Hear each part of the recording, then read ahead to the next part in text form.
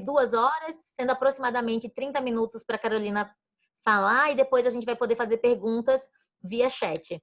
E vamos lá participar, a gente está esperando as perguntas de vocês. E com vocês, a Carolina de Assis. Eu nem caibo nessa introdução toda, né? Pelo amor de Deus, não tem nem roupa para isso. Enfim, eu queria agradecer, né, o convite, eu fiquei bastante honrada, né? Imagina, eu estou aqui compartilhando uma tela que esses nomes aí, bambambãs, já compartilharam, quem sou eu, né? E especialmente surpresa pela temática, né? Eu acho curioso, porque assim, existem 2 tipos de convites para seminários na minha vida. Existe o convite para seminários da minha área de pesquisa, né, como você falou, que é em astronomia cultural, né, o que a gente ainda chama de vez em quando de arqueastronomia, para falar dos maias, percepção de tempos, de civilizações antigas. E da parte de divulgação, que em geral é para falar sobre um projeto específico que eu coordeno, sobre uma atividade que, enfim, dialoga com esses projetos ou com uma área específica da astronomia. Mas aí eu estava até resgatando, eu escrevi, inclusive, para não citar errado. Eu estava até resgatando o e-mail de vocês e vocês pediram para fazer um panorama da relação da juventude com a ciência.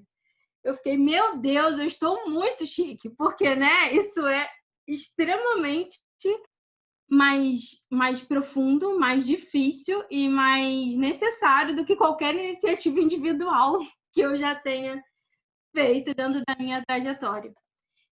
Gente, desculpa, eu só estou recebendo 1 milhão de mensagens aqui, acho que de pessoas conhecidas, perguntando onde está o link do Zoom. Então, não sei se vocês podem dar um retorno disso para o povo que está tentando lá. Não sei se deram também, a pessoa está meio zarona. Desculpa, Carolina, a gente colocou no YouTube, mas Isa, você consegue mandar pelo WhatsApp para Carolina? Porque se ela quiser mandar para alguém também, por favor. Não, assim, eu tô com vocês, entendeu? O resto do mundo, infelizmente, vai ter que aguardar aí depois, se coisar. Eu não sou uma pessoa muito esperta para fazer milhões de coisas ao mesmo tempo nesse sentido, né? Então, eu fiquei muito surpresa com o convite, da natureza do convite, né? E muito feliz de tentar fazer essas reflexões. Na verdade, eu acho que nem posso ter essa pretensão de fazer reflexões, porque se vocês já estão tão interessados, né, nesse viés, provavelmente caraminholas já existem na cabeça de vocês sobre esse viés. Então, acho que vai ser, eu espero que seja muito mais uma alimentação dessas caraminholas, um fomento para que a gente consiga dialogar bastante e discutir bastante, divergir bastante e concordar bastante daqui a pouco, no final, né? É isso, pelo menos, a minha bem pretensiosa expectativa para a fala de hoje. Eu vou começar, então, subvertendo um pouquinho esse conceito de ciência que vocês pediram para eu tocar no e-mail, né, quando me fizeram a proposição da fala. Porque, principalmente, eu falo de uma ciência bem específica, né? A ciência da qual eu me apoderei é a astronomia. Então, é sobre o viés de astronomia que eu vou conduzir todas as minhas experiências que eu vou falar aqui. E não dá para ser de outra forma, no meu caso, porque pense numa criança que só quis ser uma única coisa na vida. Eu sou esta pessoa. Não existiu nenhum momento da minha vida que eu quisesse fazer qualquer outra coisa que não a astronomia. Então, mesmo o meu contato com a ciência tinha muito um viés astronômico, né, na vida.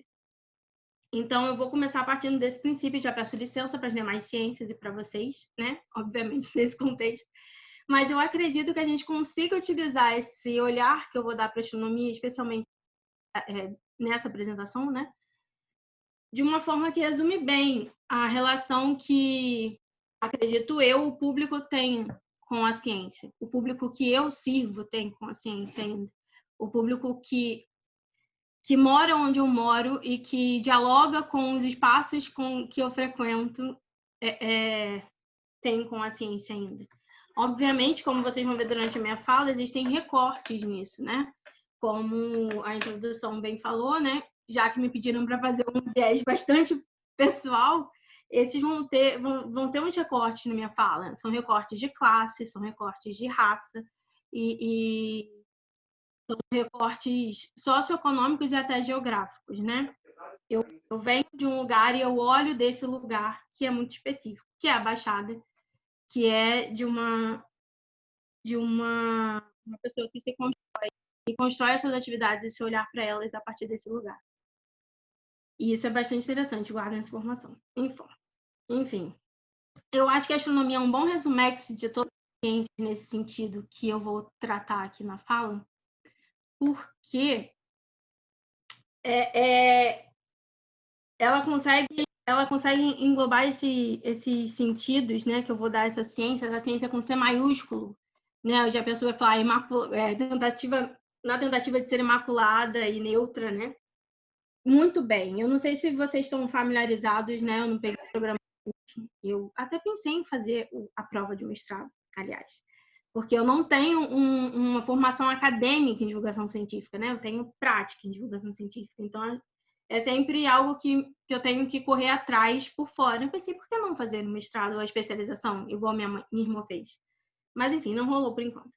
Mas eu não sei até que ponto vocês estão familiarizados com as bases dessa ciência ocidental, com o que a gente define como ciência, epistemologicamente falando, semioticamente falando. E aí uma dessas bases, e é bem estruturante, é a lógica clássica, que é a lógica aristotélica, a lógica da dupla negação. É o que vai dar estofo para os primeiros métodos científicos começarem a aparecer por aí. Ela é uma lógica que até o filósofo brasileiro Sampaio, Luiz Coelho Sampaio, vai associar com uma lógica produto da síntese de duas lógicas básicas, que é a lógica da identidade e a lógica da diferença. A lógica da identidade ela é uma lógica de autodeterminação no ambiente. Ela é uma lógica que, inclusive, alguns animais, diz Sampaio, obviamente, né, que é a referência, já desenvolveu. Né? Ela se comporta no entendimento do ser humano como si, ou do animal como si, dentro do todo. E a lógica da diferença é a lógica quase que oposta. Ela é uma lógica do instinto, ela é uma lógica mais natural, ela é mais uma lógica do inconsciente. Então, a dialética, a síntese entre essas duas lógicas, ela vai dar origem à lógica clássica, à lógica aristotélica, que é a base da lógica da nossa ciência. O que isso nos diz? Diz que a ciência foi concebida, dentro da sua lógica base, para ser um indivíduo que se auto-reconhece em separação ao outro. Ele estuda o outro, ele dialoga com o outro, mas ele se reconhece como separado desse outro. Então, esse cientista, ele está nessa eterna dialética de tentar dialogar com esse objeto de estudo e esse entorno sem se ver parte dele, né? Que é extremamente, na minha humildíssima opinião, utópico. Então, óbvio que isso ignora as origens mítico-religiosas dessa lógica clássica, né? Que a gente quase não fala. Vem desse... Ela tem origem, apesar de ser enaltecida como essa ciência, que é um produto sozinho de si só, né? A lógica clássica, ela tem uma origem mítico-religiosa. Ela tem origem nos rituais apolíneos de adivinhação, daquelas mensagens desconexas da Pite, né? Da sacerdotisa de Apolo e etc. Mas isso é um papo para um outro dia e provavelmente para outra pessoa também, né, que estudou isso bastante a fundo. Então, por que eu puxei a lógica clássica como essa associação com a minha ciência maravilhosa, que é a astronomia, e sobretudo com as ciências em C maiúsculo que a gente divulga até hoje? Porque a astronomia não cabe dentro dela.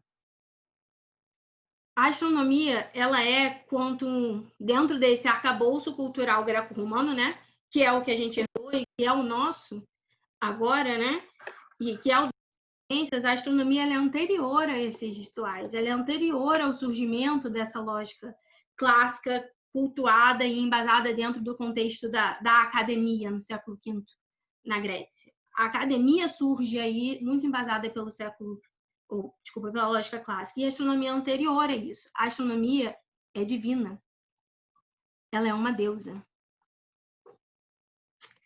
A astronomia ela era performada por uma musa. As musas eram uma das 9 filhas do poder, que a gente chama de Zeus, né? Aquela figura de poder absoluto, e da memória, a Mnemose.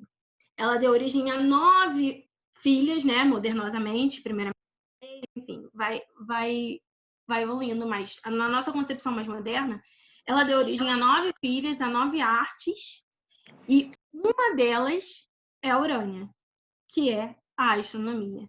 Não obstante, mais tarde um pouquinho, ela não vai ser não só a musa da astronomia, ela é a musa das ciências, porque a astronomia puxa esse viés. E o interessante da astronomia ser uma musa, dela ser um atributo divino, é que ela era performada, portanto, como tal. Então, para você proferir esse conhecimento astronômico e ter acesso a ele, você tinha que ser um dos eleitos. Não era qualquer pessoa que podia ter contato com os atributos das deusas. A pessoa que tinha contato com os atributos das deusas era uma pessoa selecionada a isso e treinada a isso, que eram os poetas, os aedos.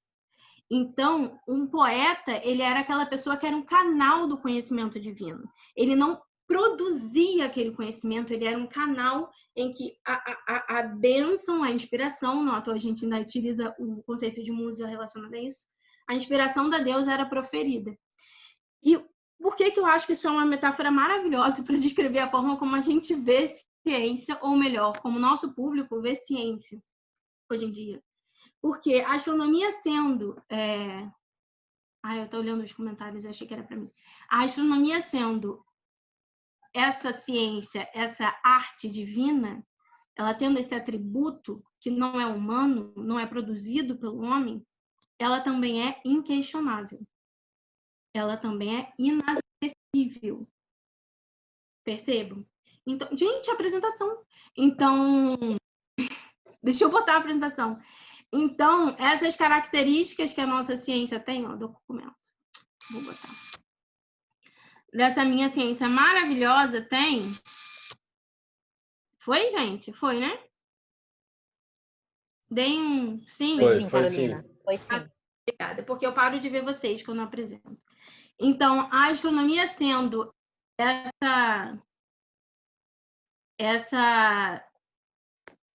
essa ciência... Eu vou voltar nesses slides depois, mas, meu Deus, ainda dá coisa. Essa ciência, esse atributo divino, ela carrega, então, em si essas características. A divina, ela é inacessível e ela é inquestionável.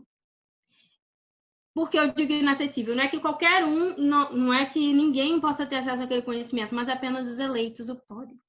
Então, se vocês pensarem, assim, de uma forma bem crítica, ou pelo menos eu estou propondo isso para a gente dialogar depois, se for o caso de discordância, é claro.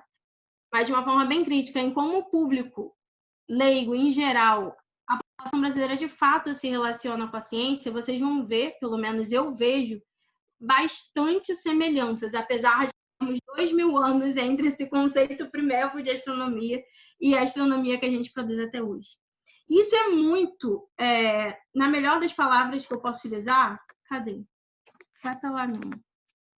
Bizarro, porque uma ciência que é capaz de levar isso para o público, que remete a arcabouços culturais e emocionais, né? E eu digo aí, você pega um monte de referências, até o próprio Campbell, que vai dizer que existem alguns conhecimentos que eles são quase que genéticos, né? Ele faz essa associação. Então, a astronomia é um desses conhecimentos que remonta historicamente na sua cultura a raízes muito profundas. Ela está presente em todas as culturas e ela é belíssima. Ela é belíssima visualmente, ela encanta. Então, assim, não, óbvio que eu estou puxando sardinha para minha ciência, com certeza. Mas, quando você olha que isso é o meu objeto de estudo e ainda assim eu não consigo fazer com que as pessoas de fato cheguem a ele pelo simples interesse, me parece que tem alguma coisa muito estranha na forma como ele está sendo divulgado. Então, toda essa minha fala vai ser trabalhada dentro desse conceito. Por que é que a gente não consegue fazer com que as pessoas enxerguem isso? E eu não falo especificamente desses objetos, né? Eu acho que ficou claro, mas esse conhecimento, que ele é ancestral, ele é antiguíssimo, mesmo dentro da cultura hegemônica que a gente tem, que é de base greco-românica. Tá certo, né? Ele está há milhares de anos dando sopa por aí, ele se conecta com diversas outras áreas da sociedade, e ainda assim a gente não tem um diálogo efetivo entre a sociedade e esse conhecimento. E é engraçado porque eu fico escutando com cada vez mais frequência frases como: ah, hoje em dia todo mundo tem celular, hoje em dia todo mundo tem um Google, então a gente tem possibilidade infinita de acesso a esse conhecimento. Só quem não estuda, quem não quer, né? Eu estou ouvindo isso com muita frequência, especialmente nesse período de pandemia, né? E eu não vou nem dialogar muito com um recorte totalmente de classe, que é esse tipo de fala, né? Porque esse falante está inserido num contexto em que, de fato, as pessoas todas têm celulares. E mais do que isso, tem um acesso ilimitado, né, de internet para poder buscar esse conhecimento por si só, né? Porque ele está aí à disposição, o que, obviamente, não é o caso. Não sei se é o caso da realidade socioeconômica de vocês, mas de certo não é a minha. Mas vamos pensar, então, nesse contexto em que realmente vamos supor que existe um nicho, então, dentro da nossa sociedade, em que as pessoas tenham esse acesso muito facilitado ao conteúdo, né, à astronomia. Lembrando que o céu está aí, né, está aí fora, embora eu vou comentar aqui na frente. Ele também, o acesso a ele também, de fato, também é uma questão de classe, mas enfim. Calma, eu me perdi. Ah, sim. Então, vamos brincar nesse contexto, sim. Então, tá bom. Estamos numa classe média. Na classe média, nós sabemos que existe uma oferta muito grande de smartphones, até porque você não abre uma conta no banco sem ter um smartphone, né? As pessoas têm que ser compelidas, a irem atrás desses recursos para sobreviver na sociedade moderna que a classe média distribui, né, na vida delas. Elas têm um acesso à internet. Por que é que eu não encontro essas pessoas dentro do museu? No meu caso, no museu, né? Mas nos planetários, nos observatórios, e aí vocês podem estender para os museus de ciência. Por quê? Óbvio que eu não vou me debruçar aqui e ficar cavucando os números das pesquisas que endossam essa minha afirmação, né? Vocês são alunos de mestrado em divulgação científica, com toda certeza devem ter se debruçado sobre essas pesquisas, em especial o resultado dos questionários da OMCCT, né? Se não fizeram ainda, com certeza farão no futuro próximo. Mas a gente sabe, pelos resultados desses estudos, de qual é o público que frequenta os nossos espaços, que ele é branco, jovem, com uma renda familiar média de mais de 9 salários mínimos e com uma alta escolaridade, com pelo menos ensino superior completo. Essa não é a realidade nem dentro da classe média. Então, por que é que eu não consigo, dentro dessa nossa classe social que tem acesso a esses recursos, por que é que eu não consigo achar essas pessoas dentro dos meus espaços? Ainda que 9 salários mínimos, né, ainda seja classe média, embora muitas pessoas esqueçam disso e acham que estão numa classe de elite, mas não, né, ainda estão ali trabalhando para alguém, ganhando salário, são uma classe média. Onde é que está a parcela que ascendeu da pobreza à classe média, que foi graças ao que vocês acham de sagrado, foi um grupo grande nas últimas décadas, apesar de agora a gente estar caindo absurdamente, né, nessa quantidade de pessoas, estamos caminhando para voltar para o mapa da fome, nesse cenário pavoroso. Mas, enfim, nos últimos anos, nos últimos 50 anos, que é quando esse perfil não mudou, onde é que estão essas pessoas? Por que eu só consigo encontrar o mesmo grupo de pessoas sendo dominante na visitação dos meus espaços? Se aumentou tanto a oferta de informação e o acesso a ela. Não vou nem entrar na seara da criticidade dessa informação, né? Se realmente presta ou não o que a pessoa está vendo, porque isso é uma segunda discussão. Então, por que eu tenho o mesmo público frequentando planetários observatórios há 50 anos? Para dialogar um pouco com isso com vocês, eu vou contar um pouquinho da minha história. E eu sei, não me massacrem, eu sei que histórias pessoais são uma forma péssima de exemplificar qualquer coisa, eu entendo isso. Mas eu realmente acho que esses recortes que eu vou falar para vocês da minha trajetória são particularmente emblemáticos quando você começa a pensar nos diferentes cenários desse público que chega até nós. Então, eu vou começar comigo bem pequenininha. Até os 10 anos de idade, eu era uma criança de classe média. Real. Gente, tudo que uma criança de classe média dos anos 90 tinha, eu e minha irmã tínhamos. Nós somos gêmeas, eu não sei se vocês conhecem isso. Gêmeas idênticas, então se vocês me encontrarem com outro nome, Gabriela é ela, não sou eu. Mas, na verdade, eu não fui não só a criança de classe média, para o nosso contexto aqui da fala, eu fui a criança que eu tenho certeza, sem humildade nenhuma, todos vocês aqui iam querer atender nas suas atividades. Porque eu era aquela criança interessada. Aquela criança que respirava ciência. Que gostava por si só, sozinha, obviamente sozinha, tão sozinha quanto uma criança pode ser, né? Tinha um ensino formal, uma educação formal forte, determinada em estimular esses conteúdos, né? Eu amava a ciência, eu amava ler, eu questionava tudo. Aquela criança que a gente atende com gosto, porque tem brilho nos olhos, você não se cansa para conseguir manter o engajamento e chamar o interesse. Esta era a Carolina antes dos 10 anos de idade. Carolina e Gabriela, por sinal, que minha irmã também acompanhava esse padrão, esse perfil. Por que isso é interessante? É interessante porque os meus pais, eles não foram eles não pertenciam à classe média quando crianças.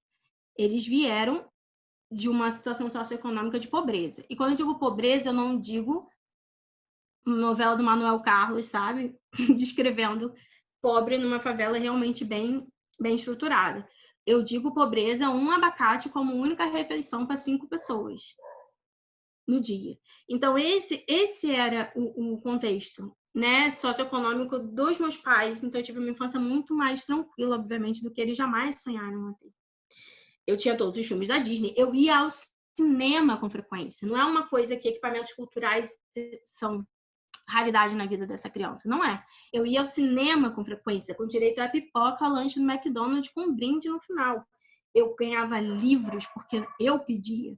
Eu colecionava mangás. Eu me interessei por língua japonesa, por exemplo, por causa disso. Eu tinha VHS, eu viajava 2 vezes por ano. É um contexto totalmente diferente dos meus familiares da época, por exemplo. E eu tinha noção desses privilégios. Por que é que eu estou falando isso? Porque eu era uma criança interessada, eu era uma criança com recursos, eu era uma criança que dispunha de tempo de lazer, eu não tinha obrigações fora desse contexto, além de estudar. Eu gostava de estudar, me dava prazer estudar. Eu tinha um acompanhamento bom na educação regular e eu não ia a museu. Eu sempre quis fazer astronomia, já falei isso para vocês.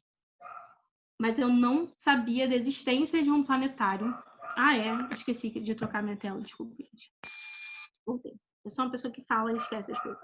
Eu não sabia da existência de um planetário até eu ter 14 anos. Mesmo sendo essa criança totalmente engajada em ciência. Mas porque cargas d'água, eu não ia para os espaços de divulgação científica se eu era uma criança que amava ciência. Eu não ia porque os meus pais não iam. E eles não iam porque eles sequer cogitavam que esse tipo de equipamento cultural era uma opção para nós irmos. Não era uma questão econômica. Não é um recorte de classe que me impedia de visitar museus. É uma situação alheia a isso. É uma apropriação daquele espaço. Então, eu falo isso porque a gente tem um mau hábito, pelo menos eu vejo com frequência, de vincular sempre um recorte de classe a frequentar esses espaços, como se o pertencimento existisse imediatamente, né? Essa sensação de pertencimento desses espaços fosse existir imediatamente quando você ascende, vamos dizer assim, quando você tem um poder aquisitivo maior. Não é absoluto. Tá? Então, eu quero que vocês guardem esse arquétipo da criança interessada, super motivada, que iria amar visitar um museu na vida. Para dizer que eu não visitei, eu visitei 2 vezes antes dos 10 anos. Eu fui uma vez no Museu Nacional, porque eu fui ao zoológico e olhei aquilo, e eu lembro muito bem da minha irmã falando assim, pai, eu quero ver o castelo. E aí a gente foi ver o que era o castelo. O castelo era um museu e a gente ficou loucas, né? Lá dentro, aqueles dinossauros, aqueles, né? Tudo. Eu lembro desse dia como um dia fantástico na minha vida. E o segundo com o Museu Imperial de Petrópolis, porque nós fomos a Petrópolis e vimos uma placa e eu li assim, pai, tem um museu ali. E meu pai ficou tipo, tá bom. E aí a gente foi. Então, guardem esse arquétipo dessa criança, né? Que a gente eventualmente vai encontrar por aí. Nesse segundo momento... Ai, fica toda hora aparecendo no WhatsApp, gente, desculpa. Nesse segundo...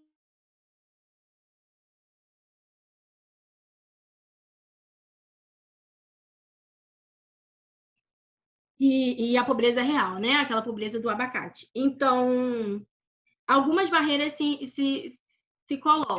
Como eu comentei, eu sempre quis fazer astronomia. Mas aí, à medida que você vai crescendo e que você vai tentando saber como você vai realizar aquele sonho, você percebe que você não sabe o que fazer para chegar lá. Porque você não sabe onde esses lugares estão. Eu sabia que a astronomia se estudava na Universidade Federal do Rio de Janeiro. Eu sempre soube disso. Assim, desde que minha memória consegue alcançar. Mas eu não sabia o que precisava ser feito para chegar à Universidade Federal do Rio de Janeiro. Eu não sabia qual era o ingresso. Vocês conseguem conceber essa realidade na vida de vocês? Uma criança que não sabe sequer como é que faz para entrar na universidade. Eu era esse adolescente, essa pré-adolescente. O acesso à universidade era absolutamente impossível para mim e para minha irmã. Não era, de novo, por uma questão de não conhecimento onde estava esse espaço de poder. Eu sabia onde ele estava, eu não sabia o caminho, nem o que tinha que ser feito para chegar lá. E era muito distante. Muito mesmo. Então, eu continuava essa adolescente super interessada, engajada em ciência, porém sem nenhum recurso. E aí, sem nenhum recurso no sentido amplo, porque a gente pensa em recurso econômico. Mas eu digo, recurso também é tempo. Recurso também é ócio. O ócio é um recurso importantíssimo para você poder se dedicar a qualquer tipo de atividade científica, porque a nossa sociedade ela é utilitarista para a ciência. Então, a ciência ela é entendida para o público leigo e ela é entendida no geral com os produtos que ela serve para a sociedade.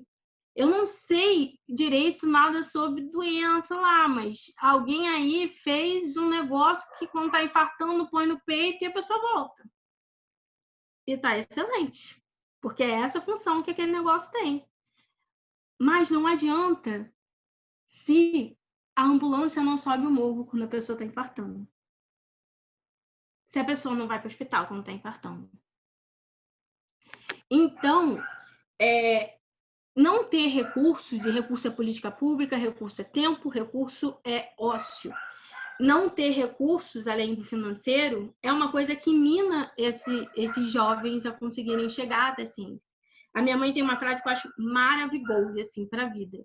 Quando você está muito ocupado sobrevivendo, você não quer viver.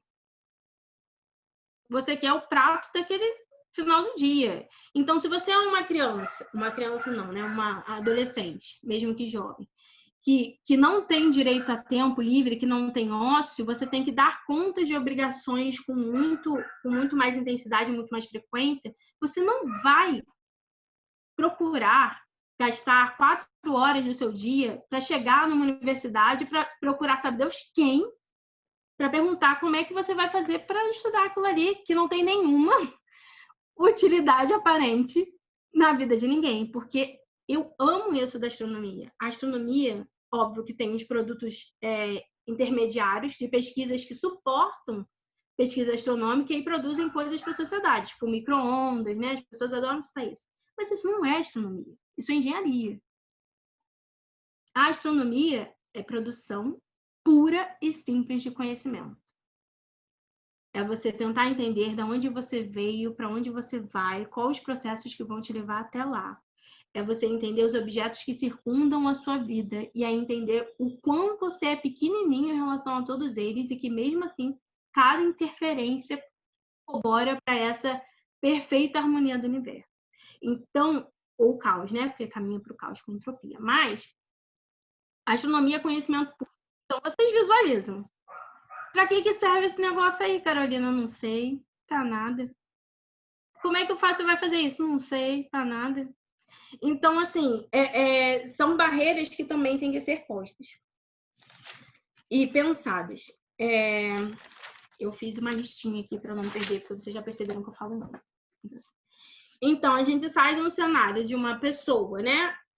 É uma criança, mas é uma pessoa que era extremamente engajada em ciência, tinha todos os recursos, tinha tudo à disposição e ainda assim não frequentava os espaços, os nossos espaços, né, de divulgação.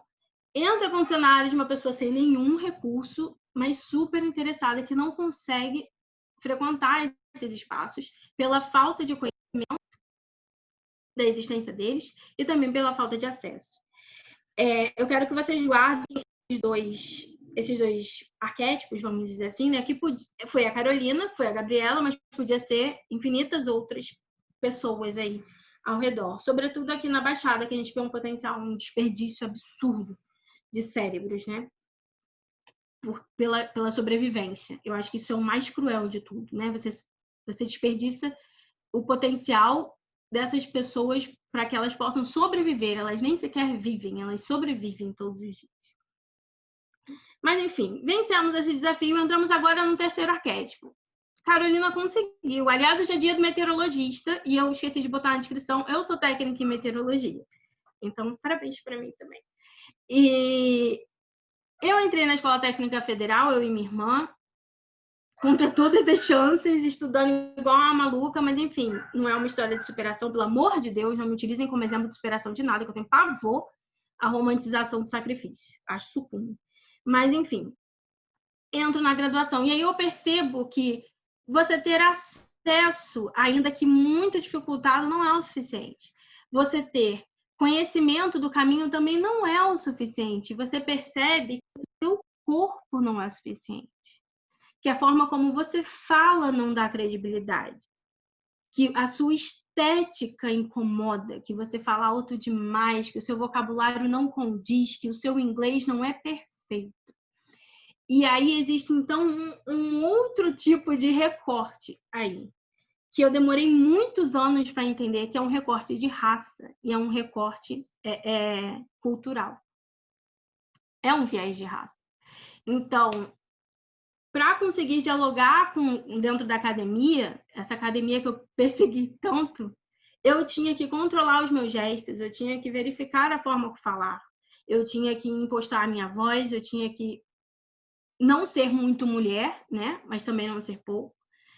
Então, existem várias pequenas barreiras que são introduzidas que você demora muito para conseguir dialogar com elas e perceber qual é o histórico que isso forma na vida de uma pessoa. Então, não conseguiram parar, né? Tanto é que eu estou aqui hoje. Me formei, entrei para a fundação. É muito interessante, dentro desses 3 arquétipos, e aí eu vou falar, prometo que é a última parte da história da minha vida. Do meu trabalho quanto bolsista de extensão dentro da graduação. Eu terminei a graduação em astronomia absolutamente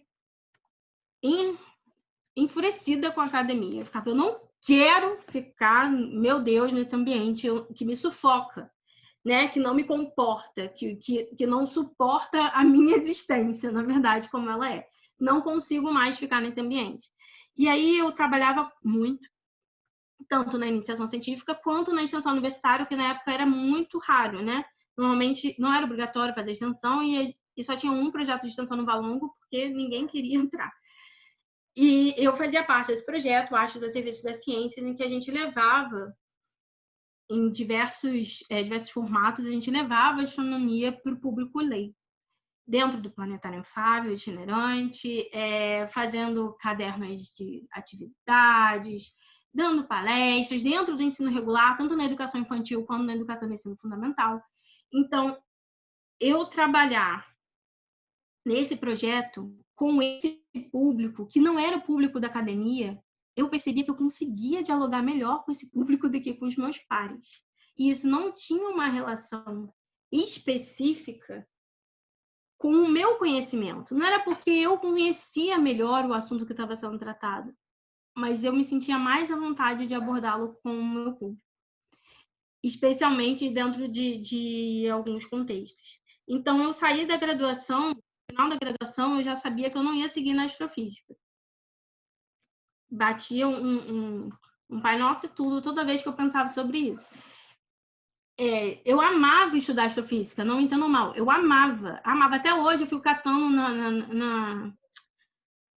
nas revistas coisas sobre Water-Fontaines, que eram as estrelas super raras que eu estudava e tal, porque eu gosto realmente. Mas eu realmente tinha um pavor absurdo da academia, do jeito que ela era estruturada ali. Tanto é que eu fui para uma outra área, eu fui para a História da Ciência, porque eu fui estudar gastronomia, porque eu falei, é isso aí que eu gosto, eu não quero mais estudar nesse contexto aí que me foi apresentado na graduação. Me perdi de novo, calma. Então, o que eu... Eu tô perdendo muito tempo, é isso? Deixa eu ver. Tô, né? Vou acelerar. Mas aí, o que eu quero que vocês extraiam pra gente dialogar daqui a pouco dessa história triste da minha vida? Que não é um caso de família, não é para isso que eu contei a história da minha vida. Eu contei para vocês entenderem que existem, porque óbvio, vocês têm provavelmente contextos socioeconômicos muito diferentes dos meus, porque normalmente as pessoas que ocupam esse espaço aqui que nós estamos dialogando têm. Então, eu estou inferido pela estatística. Desculpe se vocês não são contemplados por ela, mas né, eu tenho que inferir pela estatística. E entendam que esses estereótipos, esses arquétipos, que era a Carolina criança, a Carolina na adolescência e a Carolina como jovem adulta, que conseguiu descobrir que ela podia falar do jeito que ela queria, e ela podia sacudir a cabeça, e ela podia falar alto, e etc., enquanto estava explicando qualquer coisa, né? Que mostram que existem algumas limitações que elas estão aquém de um recorte de classe, ainda que determinadas por ele. Eu vou compartilhar de novo a minha tela, porque eu já falei um monte de coisa assim na apresentação. Eu não gosto.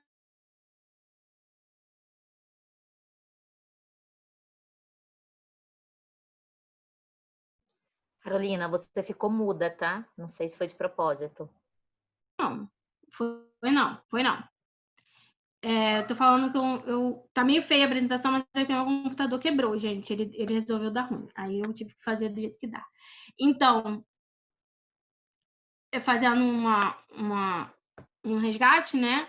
Entendam que existem esse tipo de possibilidades. A pessoa pode ter interesse, pode ter recurso, pode ter tempo, pode ter uma educação formal forte, pode ser o melhor dos casos, e ainda assim os museus não existirem para essa pessoa.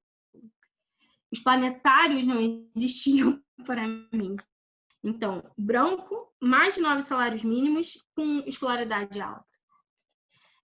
Por que é que esse público ainda é o público majoritário se a gente não tem só um recorte de classe? E, de novo, também é outro estereótipo que eu costumo observar muito por aí quando falo de divulgação. Que o interesse pela ciência que a gente desperta, ele sozinho vai garantir que essas pessoas se engajem em ciência e que façam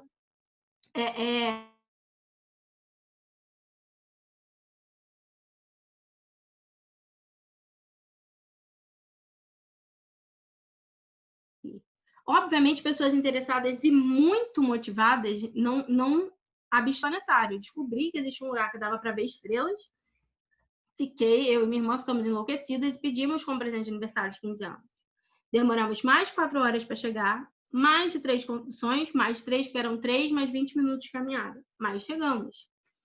Então, eventualmente, essas pessoas, quando muito motivadas, né? E aí, nisso, eu vou extrapolar o infinito e vou falar, e o papel da minha infância com uma educação formal. Eventualmente, pessoas muito motivadas e interessadas podem chegar aos nossos espaços, mas, obviamente, elas não são a maioria do nosso público e, obviamente, elas não são obviamente, elas não são a população brasileira, né? A população brasileira, mesmo dentro do nosso recorte de classe, ela é o meu pai. Ela não sou eu e a minha irmã. Ela é aquela pessoa que tem acesso, ela é a pessoa que não existe. Não é que nem tem interesse. Eu vejo agora como uma total exclusão dessa possibilidade de interação. A população brasileira é a minha mãe, que vocês perceberam que não foi citada em momento nenhum, que vivia de uma forma bem tolhida a vida dela, né? Para a sobrevivência de si e de seus filhos. Então, essa é a população brasileira de classe média, em geral. Por que é que eu coloco isso agora dentro da nossa realidade? Principalmente nesse contexto pandêmico, porque muitos dos nossos museus estão localizados ainda que em adjacência a locais de IDH baixos, que a gente sabe que tem uma infraestrutura socioeconômica debilitada, o nosso público ainda está dentro desse público que tem acesso à informação. Mesmo aqueles porcentagens que fogem um pouco, eu aconselho vocês a pegarem os resultados da MCCT, o nosso público ainda está por ali. E aí eu vou extrapolar bastante na minha afirmação agora. É bom porque a gente está super livre aqui, vocês podem me descascar depois se quiserem. Mas não há internet ilimitada que exista que vá fazer esse povo chegar no museu sozinho pela internet limitada. Mas não vai mesmo, gente. Então, quando você está alocado num museu em Duque de Caxias, e o museu não fica em Duque de Caxias, ele fica na 25 de agosto, um bairro nobre dentro de Caxias, de melhor estrutura, no centro de Caxias, perto de trem, perto de terminal de ônibus. Não está grudado na favelinha do lixão ali no tráfico. Óbvio que é influenciado pelas movimentações ali, porque não tem como não ser. Mas não está grudado. Então, o melhor ambiente possível de Caxias, do lado de uma universidade particular, que é lotada. Então, o museu está nesse contexto classe média total de Caxias. Maravilhoso ali. Deveria ser o quê? O nosso banquete. E eu não estou dizendo, obviamente, que a gente não tem uma visitação boa. A gente tem uma visitação boa historicamente, comparando com outros espaços. A gente tem uma visitação compatível com a do MAST, tendo 10 anos de idade, né? Então, ok. Mas eu não tô preocupada em quantidade de números. Eu sei que muitas pessoas estão, mas eu particularmente não estou. Eu estou preocupada em diversidade de público. E aí eu me pergunto, ainda que está no centro de Caxias, a pessoa demora menos de 4 horas para chegar lá. Eu demorei 4 horas para chegar no Planetário da Gávea. Mas a pessoa demora menos de 4 horas para chegar lá. Ela tem condução próxima e abundante. Por que é que as outras, e a gente sabe que Caxias está cheio de pessoas que saem dessa classe média, por que essas outras pessoas não conseguem minimamente chegar perto desse museu? E o que é que eu estou fazendo de errado? E é essa proposição que eu queria começar a discutir com vocês. Não se ofendam, tá? Eu sou assertiva, mas aí porque as pessoas se ofendem. Mas eu sou assertiva no meu falar, não significa que eu esteja certa. Eu estou com convicção, nós podemos dialogar. Mas por que é que a gente não consegue ocupar esse espaço em diversidade? Não é uma questão só econômica, é uma questão de apropriação, de pertencimento. E como é que a gente gera, então, e é isso que a gente tem que discutir esse pertencimento. Não me matem novamente. Vamos lá. Gente, nós realizamos perfis de atividades o tempo inteiro, e são vastos, né? É oficina, é sessão de planetário, palestra, etc. Eu quero que vocês me digam, pensem, reflitam consigo mesmos, por que é que, oferecendo uma gama enorme de atividades, de formatos diferentes, de assuntos diferentes, a gente ainda não consegue mudar a diversidade do público dentro do museu? Para quem é feita essas atividades? Eu tenho uma frase ótima que eu sempre falava para as minhas bolsistas. A Isabela está aí de prova. Se você não está pensando no contexto do seu público, você está utilizando o seu. Simples assim. Então, se não existe um pensamento, se não existe uma reflexão do contexto socioeconômico do público-alvo que você está querendo atingir, se você não está pensando no espaço que vai ocupar ou na ausência desse público, você está utilizando o seu viés para realizar aquela atividade. E se o seu viés não é o da sua população-alvo, não é do seu entorno, você nunca vai ter esse público diverso dentro da sua instituição. Essa é a minha opinião. Então, antes da gente falar da presença desse público, do quantitativo de números, etc., do quão maravilhosas são as nossas atividades, eu acredito que sejam, não estou dizendo que não são, eu acho que a gente tem que pensar para quem e por que a gente está executando essas atividades. E isso vai muito mais da adequação da linguagem. Normalmente, eu falei até isso numa mesa redonda que eu participei da Associação Brasileira de Planetários sobre planetários de infância. Eu tenho agora um projeto de astronomia para bebês, então me chamaram para falar um pouco sobre isso. Desculpa. E aí, quando eu falei disso, você não, mas a gente adequa a linguagem para criança, adequa a linguagem para adolescente, adequa a linguagem, né, de acordo com a faixa etária. E eu falo assim, sim. E a faixa etária não é o único determinante se o seu público vai realmente se sentir à vontade naquele museu. Não é você deixar de falar equilíbrio hidrostático para falar um cabo de guerra entre duas forças na estrela. Não é isso que vai determinar se a sua atividade vai ser acessível socialmente, né? Não estou falando nem de acessibilidade de pessoas com deficiência, que isso ainda é só. Ou não. É a estética da sua atividade. É o seu gestual, é a sua fala, é a epistemologia com a qual você a construiu. Você jamais vai conseguir pegar um público que você não dialoga com ele.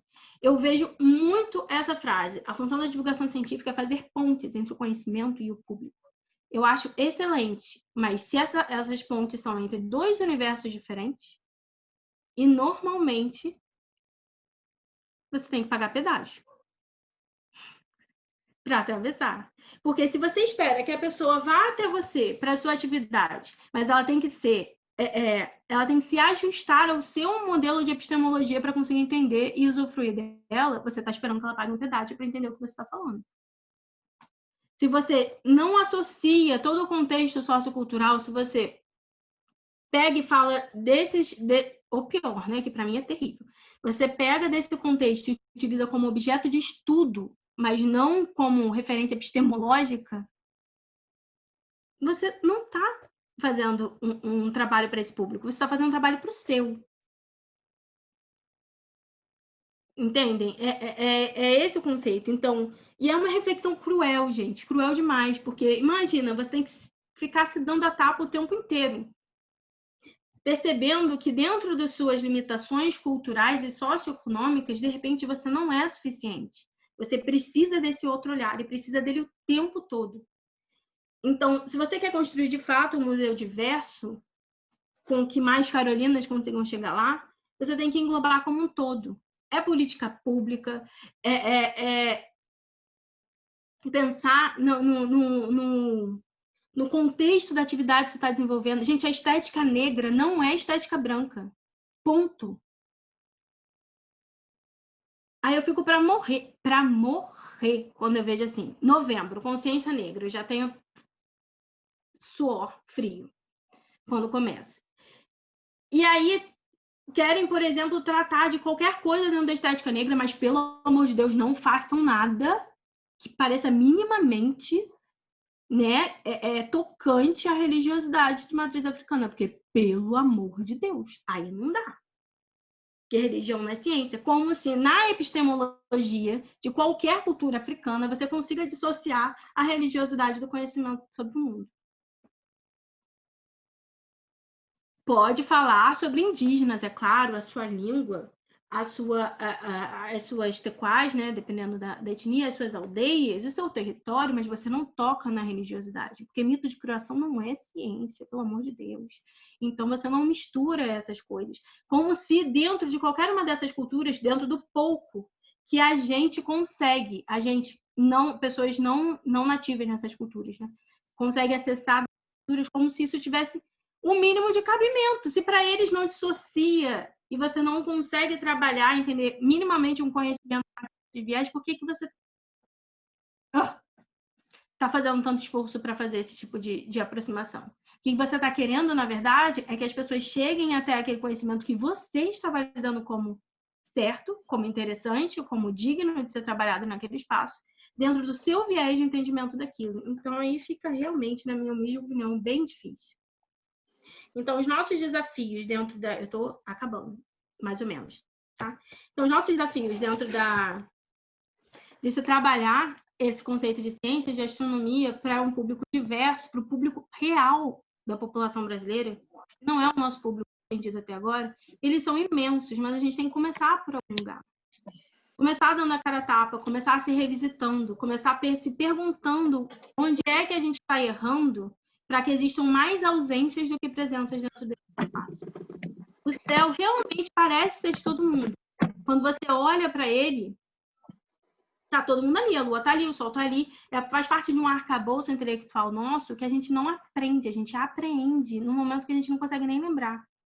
A Lua tá ali, você pode não saber o que ela é, mas a Lua tá ali desde sempre.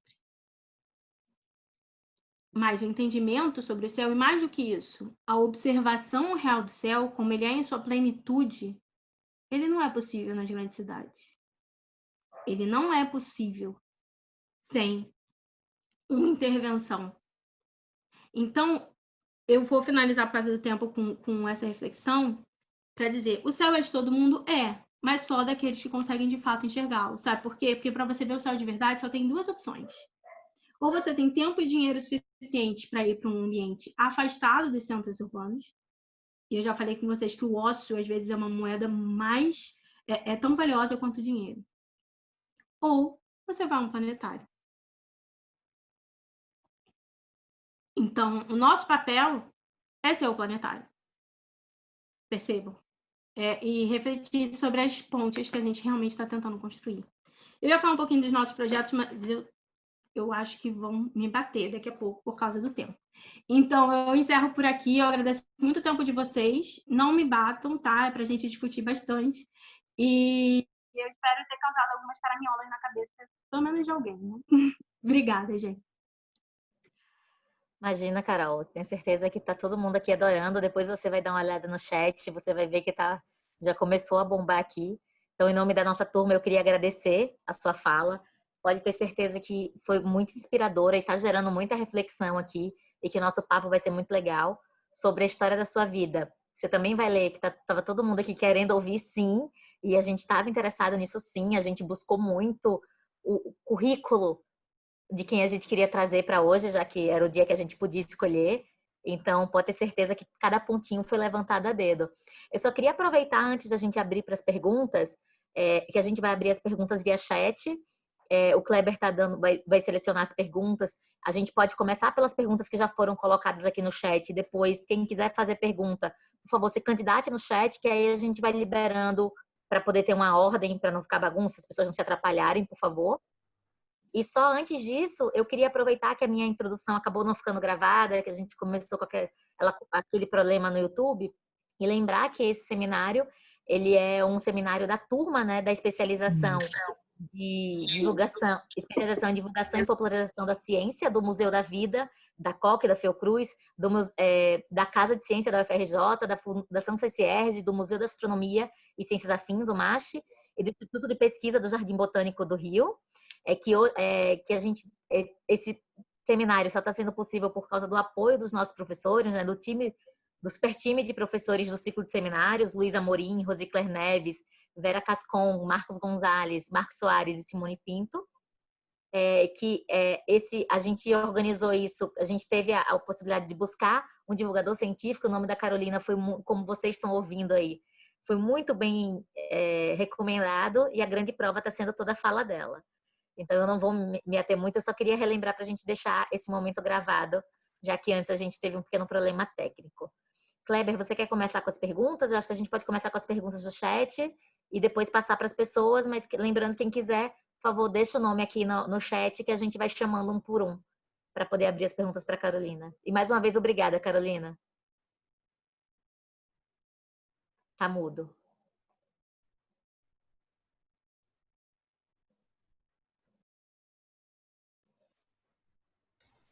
Isso. Obrigado, Zalira. Tivemos muitas participações aqui no chat, né? Todos também identificando com a sua biografia, Carol, a trajetória de vida bem contagiante, todos ficaram contagiados, né? E aí, com a paixão que você fala, essa trajetória, das suas conquistas, isso é bem motivante, né? E todos se interessaram. Tivemos algumas perguntas aqui pelo chat, e talvez alguns ainda levantem a mão ou falem diretamente após esse bloco, né, de perguntas. O Rogério, por exemplo, perguntou se o conceito de astronomia é muito interessante, o público leigo parece que realmente introjetou tal conceito. Como trabalhar isso? Qual a melhor forma que você encontrou para alcançar esse público? uma das perguntas. Isalira, nossa, fazer uma pergunta também logo após. Não me Né? segurei. Isso, levando em conta sobre os privilégios e a meritocracia nas instituições científicas, como situar as que ainda não caíram na real, tá? Ainda não entenderam quais as diferenças existem. Deixa eu só anotar que eu sou uma pessoa conhecida pela minha péssima memória. Não sei se... Carol, você prefere que a gente faça uma pergunta e você já responde? Pode ser assim também, né? Talvez seja melhor, porque eu estava anotando a primeira aqui e vou me perder, porque, né? Bom. Certo, Carol, certo. Então, a do Rogério, se Tila, ou seja, também. Nosso amigo Rogério perguntou: esse conceito de astronomia é muito interessante. O público leigo parece que realmente introjetou o tal conceito. Como trabalhar isso? Qual a melhor forma que você encontrou para alcançar esse público? Você diz o conceito de astronomia como essa ciência urânica? É isso que você está falando? Deve ser, né? É não? Isso, provavelmente. O conceito para o público leigo. Como que ela chega? Eu não sei se você está falando dessa ou da questão não utilitarista da astronomia, mas eu vou falar da urânio então Rogério primeiro. pode se manifestar se você quiser, não tem problema. Tem uma luz. Se puder, né? Não sei se... O Rogério está sem áudio, Carol, então ele não vai conseguir. Mas eu eu acho que era isso mesmo que você estava falando pelo gesto dele aqui. Então tá. Então, beleza. Da questão do urânica, né? Eu acho que facilita muito a gente destruir os estereótipos relacionados à ciência em geral. Tem uma coisa que eu acho maravilhosa no museu, assim. Tem várias situações em que as minhas bolsistas, por enquanto no planetário a gente só teve mulheres nesses 5 anos de aqui. Né? Acho que eu afasto um pouco os bolsistas masculinos. Mas eu sempre dou algumas orientações, né, óbvio, para as minhas bolsistas. Uma delas é: se você não sabe responder a pergunta, pelo amor de Deus, me chama. Ou me chama, ou pego o contato da pessoa se eu estiver na reunião, que eu retorno via e-mail. E a outra é, por questões disso, aparece com frequência um monte de crianças querendo conhecer a astrônoma do museu. Porque, meu Deus do céu, deve ser uma pessoa muito sensacional, né? E aí, com frequência, especialmente no período em que a gente está produzindo algum evento grande, como os Domingos Espaciais, né? Que eu acho que alguém comentou por aí. A Thaís aí, ela faz parte da equipe. A Isabela também. Enfim, eu estou um caos. Eu sou um caos, né? O cabelo apontando para Deus e fazendo 1 milhão de coisas ao mesmo tempo. E eu adoro encontrar essas crianças, porque a primeira reação é... Entendeu? Porque a visão que eles têm do cientista é aquele aedo, é aquele poeta, entendeu? Aquela pessoa que é um canal divino daquele conhecimento. Então, ela é uma pessoa maravilhosa, ela é uma pessoa inalcançável, ela é uma pessoa que não fala do jeito que eu falo. Então, o primeiro choque é esse. E aí eu acho que o primeiro passo da gente desmistificar essa ideia de ciência urânica, que é o que a gente tem, eu enxergo isso pelo menos em quase todas as ciências, dessa relação público-cientista, é a gente desmistificar esse cientista, essa pessoa que produz esse conhecimento. Mostrar falhas. E isso, gente, eu tenho um aperreio quando eu vejo esses trens, porque você tem que contextualizar a ciência, entendeu? Você tem que falar que o cientista errou, que existem diversas situações que a ciência não deu certo, porque não é um conhecimento questionado. Então, a gente começar a trabalhar a divulgação também a partir das nossas falhas. E aí, falhas até como sociedade entende como falhas. Uma pessoa como eu, sou astrônoma responsável do museu, que vou lá e faço essa quebra de estereótipos, que converso. Adolescente, então, é maravilhoso, porque eu, né, já estou toda aqui trabalhada em São João de Meriti dentro de mim. Então, falo, e o nosso público é muito grande, de São João, de Caxias, né? São perfis muito, principalmente na visitação escolar, muito parecidos. Então, esse diálogo ser feito primeiro, não com uma relação hierarquizada, mas de igual para igual, mostrando que tem problemas dentro da ciência, que eles são resolvidos com o tempo e soluções criam mais problemas, na verdade, né? Não é um conhecimento que é instável e vai ficar eternamente. Eu acho que é começar... Ih, meu WhatsApp aqui, desculpa. Eu acho que a melhor forma de abordar com o público, fazendo um resumo, né, para não me estender também demais, é você começar a desmistificar esse mito da neutralidade científica que o Giapiaçu vai tratar, sabe? Essa figura da ciência pura e imaculada, que é outro mito que o Giapiaçu vai tratar. O cientista é um ser humano, ele é um ser humano que tem viés sociocultural e, portanto, tudo que a gente vai ouvir da boca dele tem esse viés também. Eu acho que é isso que a gente tem que trabalhar eternamente com o público, para conseguir aproximar esse público e tirar essa visão, embora eu ame Urânia e amo o conceito, mas tirar essa visão endeusada da ciência, né? Foi, né? Acho que foi.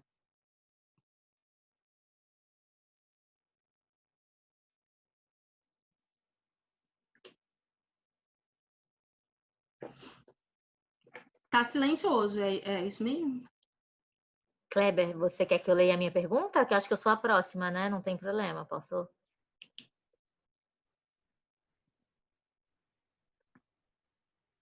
Então tá, a próxima pergunta acho que era minha, eu vou aproveitar então, tá, Kleber? O que eu tava aproveitando na hora que você estava falando sobre os ganchos, sobre privilégios, meritocracia, principalmente das instituições científicas. E eu queria saber o que é que você acha de como é que a gente faz para situar essas pessoas, sabe, que ainda não entenderam que essas diferenças existem, que elas precisam parar de existir, mas que elas vão continuar existindo de uma certa forma. E o que é que a gente faz para isso, sabe? Ou como você tem feito para trabalhar um pouco isso no seu dia a dia? Então, temos aí então duas abordagens. Estamos trabalhando aqui na base da sinceridade, né? Estou confiando na sinceridade de vocês. Temos duas abordagens. A primeira com os iguais, a primeira com o público, né? É a mesma coisa para o racismo. Eu tenho um problema seríssimo em discutir racismo com pessoas brancas. Desculpem, pessoas brancas, mas vocês tiveram 400 anos para aprender isso. Eu não vou ficar dando aula para vocês agora. Eu costumo falar até... A única pessoa branca que eu vou educar sobre racismo é a minha filha, que é branca. O meu marido é branco. Eu não tô aqui para educar as pessoas sobre isso. A não ser que você seja uma pessoa negra. Aí a gente vai conversar horas sobre isso. Eu vou tentar modificar esse seu status. Então, para um igual, ou seja, para um colega de trabalho, para alguma coisa, a não ser que eu tenha uma afeição muito grande, eu dificilmente vou sentar e vou tentar convencer a pessoa de que meritocracia é idiota. Até porque, em geral, essas pessoas, em geral, né? Existem óbvias exceções. Essas pessoas não vieram de um contexto que elas podem reclamar por meritocracia. E aí, eu tenho uma abordagem meio agressiva. Que é, se meritocracia existe, por que é que eu, que tive muito menos insumo, estou aqui no mesmo lugar e você não está melhor do que eu? Não entendi. Não é por mérito? O que é? Você não se esforçou o suficiente? Você está muito mal assim na sua vida? Porque eu precisei passar fome, não ter acesso, não dormir, ter problemas de saúde gravíssimos em decorrência desses sacrifícios para chegar no mesmo lugar que você. E querido, você está aqui no mesmo lugar que eu, pelo amor de Deus, né? O que aconteceu? Vamos discutir isso. Então é uma abordagem meio agressiva. Eu sei, eu tenho essa consciência, mas assim, as pessoas têm limitações e a minha limitação é não educar pessoas que já deveriam estar educadas. Mas com o público, quando vem isso, aí eu acho que é sempre, ou vocês podem adaptar isso para as pessoas, né, que vocês têm afeição e que vocês realmente querem dialogar, porque vocês são pessoas ainda com esperança na humanidade nesse sentido. Eu acho que a melhor forma possível é você mostrar a essas pessoas as outras realidades. Não tem ninguém que eu conheça que tenha um discurso meritocrático. E na graduação eu conheci vários, né? A astronomia é um curso bem elitista. Eu conheci vários, inclusive que começavam a ter esse discurso quando começaram a trabalhar no planetário comigo. Esse discurso não sobreviveu 3 saídas dentro do paciente. Não sobrevive, porque a realidade massacra. Então, pessoas que mantêm esse discurso, elas de fato não pisaram nessas áreas em que você vê que existem coisas, forças que são sobre-humanas que não possibilitam as pessoas a ascensão. Então, eu daria essa abordagem, entendeu? Mostrar as realidades a essas pessoas.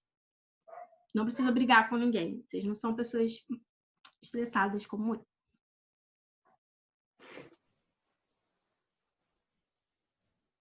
Carol. Mais uma pergunta aqui, vem da Tatiane Lima. ela fala nessa pegada, normalmente os negros, né, são os mais propícios a perderem as condições econômicas, né? E há uma diferença entre ter capital cultural e ter capital de berço, que elas denominam. Ter dinheiro não implica em ter conhecimento e acesso, quando isso não vem de um sobrenome ou de uma cor. Cara, sim, né? Porque, como eu falei, não é um recorte só de classe, não é só econômico, entendeu? Você tem... É isso que eu acho que falta nas nossas reflexões quando a gente fala em atingir diferentes públicos. Você tem que sempre pensar que existe um contexto social atrás daquele contexto econômico também. Que eles estão associados, mas eles não são determinantes absolutos um do outro, entendeu? Você pode ter, tivemos aí, nesse boom dos anos 2000, uma grande quantidade de pessoas que ascenderam à classe média, por exemplo. Isso não muda o capital cultural dessas pessoas, isso não muda a estrutura social de onde elas vieram, sabe? O arcabouço intelectual que elas construíram, não é uma questão econômica. Então, e a gente está tentando esse público aí também, né? A população brasileira, mas, gente, pelo amor de Deus, a gente tem um caminho muito longo, né? A gente não conseguiu chegar nem o resto da classe média, né? Ainda mais nesse período pandêmico que a gente precisa digitalizar, virtualizar as nossas ações, e não tem nada mais elitista do que isso aqui, né? Que a gente está fazendo. A gente não consegue. E eu digo em quesito de produção de conteúdo, a gente não consegue alcançar. A interiorização das ações de divulgação científica são extremamente importantes nesse sentido. E a gente não consegue realizá-las nesse momento pandêmico, né? Então, sim, não é um viés só de classe, gente. Não é só um viés de classe. É muito limitante a gente pensar dessa forma. Correto, Carol. Isso mesmo. Agora, a nossa amiga Graça Portela traz a questão do ócio, né? Como vocês trabalham isso na criançada, que frequentam o Museu da Vida, Museu Ciência e Vida? E nas visitas para os pais e para os idosos, como isso é trabalhado, né? Então, isso vinha um pouco do que eu ia falar, mas acabei cortando pelo tempo. Eu não consigo compreender, provavelmente por estar sempre em contato com pessoas que não tinham, cujos museus e planetários não existiam no seu pequeno universo, eu não consigo conceber atividades de divulgação científica que sejam para ensinar conteúdo para ninguém. Desculpe. Não acho que essa devia ser a função de nenhuma atividade de divulgação científica. A não ser que você esteja, tudo bem, se você esteja focando numa Carolina da vida, que já tinha interesse, sabe? Já tinha um certo arcabouço, então você faz uma palestra para aprimorar aquele conhecimento que Carolina já tinha interesse. Você faz uma divulgação para conseguir trazer esse público que é o público que frequenta os museus atualmente, é o público que já tem esse capital intelectual, e aí dialoga muito bem com as atividades que você faz, porque você joga conteúdo para eles de uma forma muito legal, muito pensada, muito interessante, não estou dizendo isso, mas para esse público que já é iniciado na ciência. A minha irmã tem uma expressão que eu acho bafônica, maravilhosa para isso, que é emancipar os emancipados. Entendeu? Você trata da ciência para pessoas que já têm interesse dela.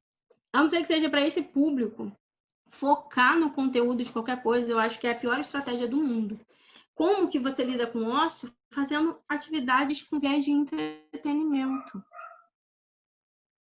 Eu não vou fazer uma oficina de férias para um aluno ser arrastado pelo responsável para ficar sentado numa cadeira me vendo palestrar sobre, sei lá, relógio de sol, que existiam diferentes relógios aí numa tela, e depois botar ele para construir um relógio de sol, que eu não tenho nenhum problema com esse tipo de formato.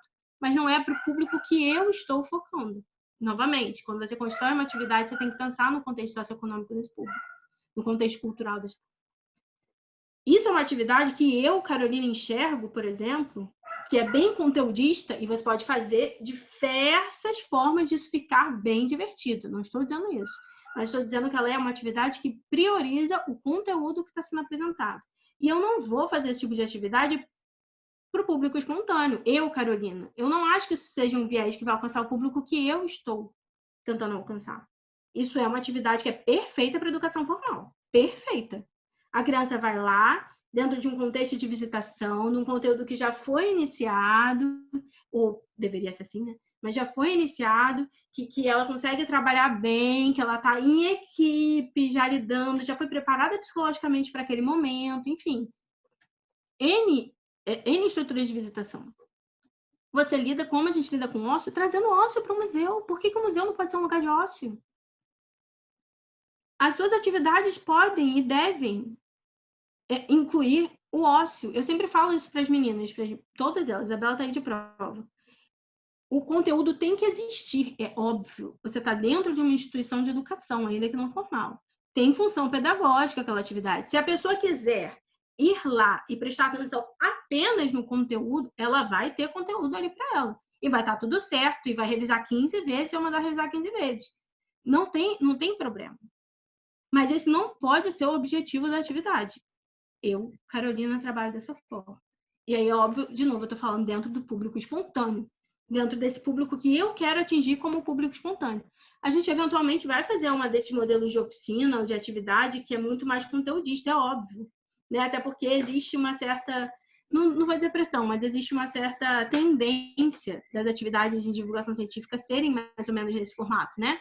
Especialmente oficinas. Tudo bem, gente, eu só estou falando que eu não quero atingir esse público. O meu viés não é esse público. O público-alvo para a minha atividade não tem esse contexto socioeconômico. E não tem o arcabouço dele intelectual construído de que relógios são determinados tipos de maquinário e que marcadores temporais, etc., para ficar ali sentado e me ouvindo falar 40 minutos sobre isso. E depois construir um relógio de sol. Então, como a melhor ferramenta é você trazer o ócio para o museu. Façam daquele espaço um espaço agradável, interessante. A gente usa muito Vygotsky como um referencial pedagógico, né? Acho que a Isabela está por aí, ela vai dar um sorriso em algum momento. Porque eu lembro que eu fui discutir com ela, era alguma coisa dos domingos, e ela falou assim, meu Deus, você leu Vygotsky? Aí eu fiquei assim, mulher, eu estou numa instituição de educação, né? Eu sei que eu não tenho essa formação, mas eu tenho que dar o meu melhor para suprir os meus buracos. E aí... Eu acho, né? Então, essa atividade que priorize o ócio, o entretenimento, ela vai ser uma atividade que vai mover o conteúdo, vai apresentá-lo e vai mover o interesse, o engajamento do público pelo aquele conteúdo, pela afetividade do que ele está vivenciando. É tão gostosinho aquilo ali, deixa uma impressão tão boa, que quando ele tiver contato com aquele conteúdo posteriormente, ele não vai estar divagando sobre se talvez seja interessante ou não. Ele já vai ter uma predisposição para chegar lá e tentar acessar aquilo ali. Entendeu? Se ele vai sair de lá sabendo que Júpiter atualmente tem 79 luas, para mim não faz a menor diferença, entendeu? Óbvio que se você quiser saber quantas luas Júpiter tem, a atividade vai estar fornecendo essa informação. Correto, Carol. Maravilha. Agora, temos mais uma pergunta sobre a questão da linguagem agora. Tá? O Luiz pergunta, no Museu Ciência e Vida você usa, Carol, performance para falar da astronomia, certo? Obviamente, esta é, digamos, uma adaptação do discurso para o público mais amplo. Mas como ela ajuda a resolver alguns dos gargalos que você pontuou?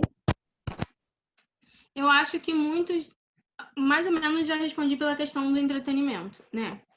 Como que ela ajuda? Eu consigo performar muito mais diversidade de estéticas numa linguagem não verbal.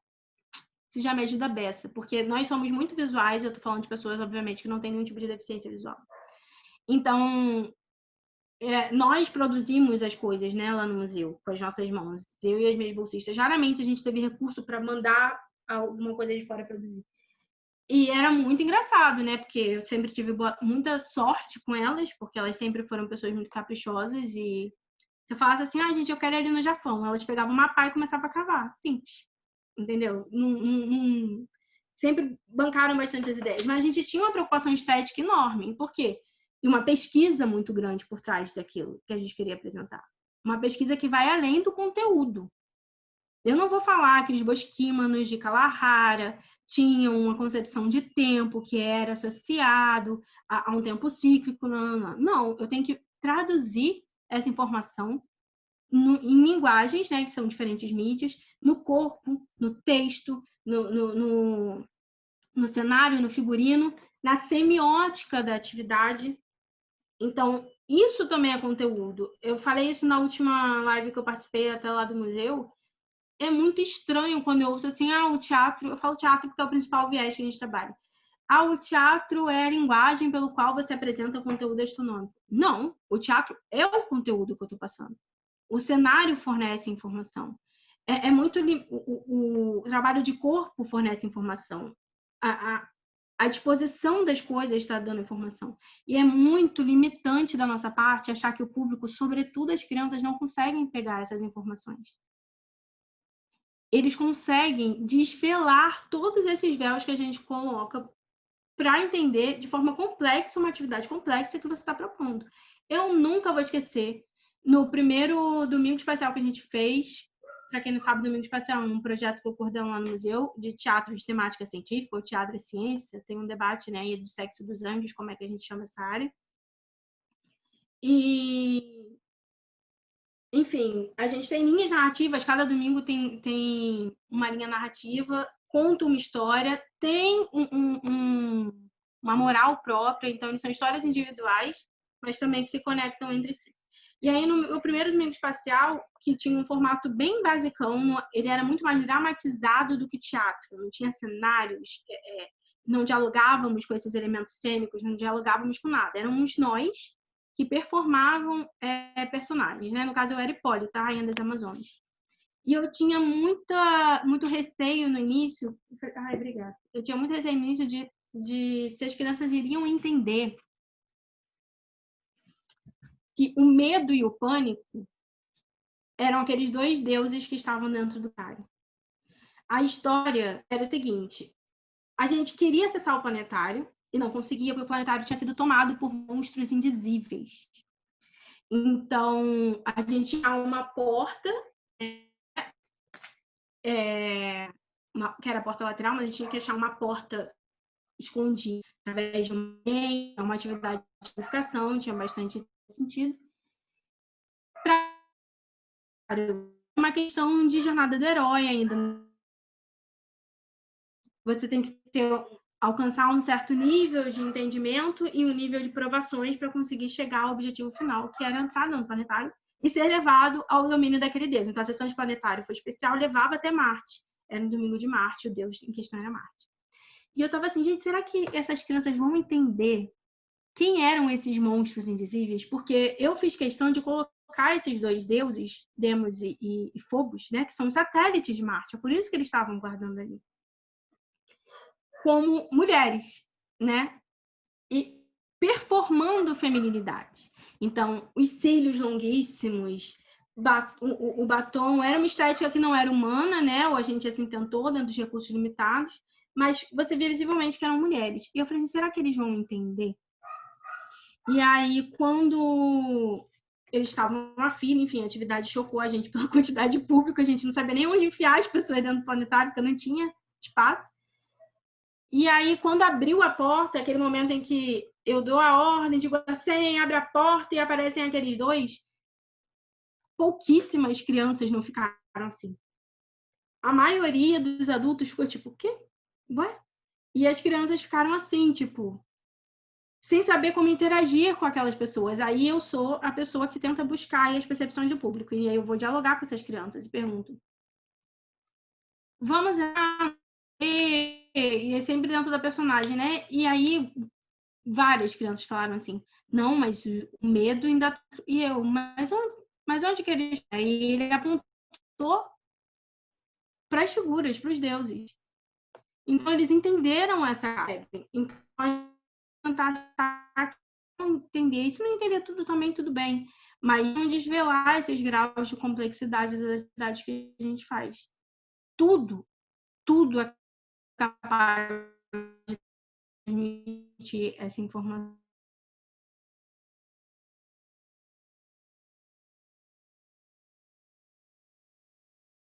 Essa portela.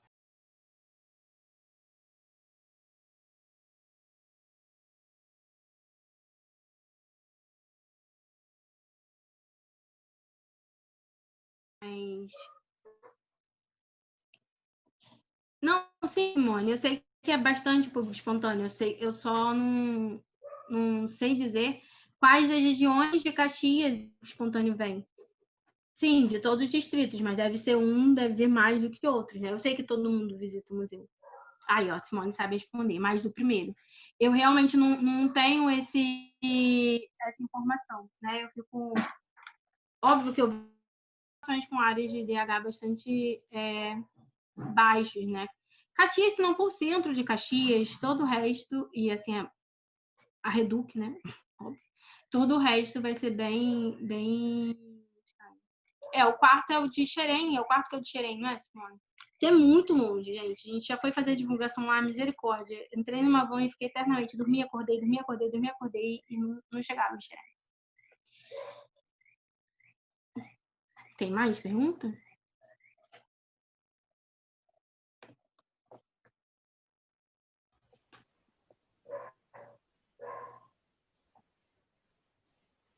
Então, para finalizar, né,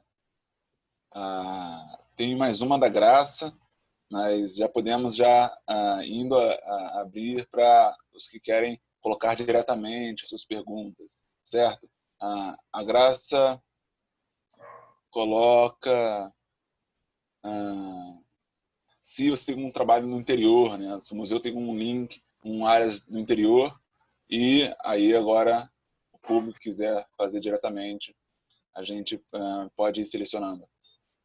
Então, tem, até onde eu entendo, essa parceria com a Secretaria de Educação. Qualquer coisa, Simone, dá um help aí. Mas essa parceria com a Secretaria de Educação, né? E aí eles são responsáveis por esses ônibus. A gente tem uma batalha muito grande por um ônibus, porque a gente sabe que a visitação vai ser maior se a gente fornecer o transporte. O transporte, de fato, é a maior limitação, né? Quando a gente liga para as escolas, quando tem o retorno delas, o transporte é uma limitação de visitação. Então, nesse sentido que rola essa interiorização do museu, né? Mas ele sempre vem até a gente. A Fundação CCED tem outros programas que promovem essa interiorização, inclusive com o planetário, como a Praça da Ciência Itinerante, a Caravana da Ciência. Então, não somos nós que fazemos a saída até os locais mais distantes, assim, do estado. Eles fazem isso brilhantemente, né, e há muitos anos. Carolina, obrigada. E assim, só complementando um pouquinho, na verdade, que você falou, eu passo exatamente pela mesma situação.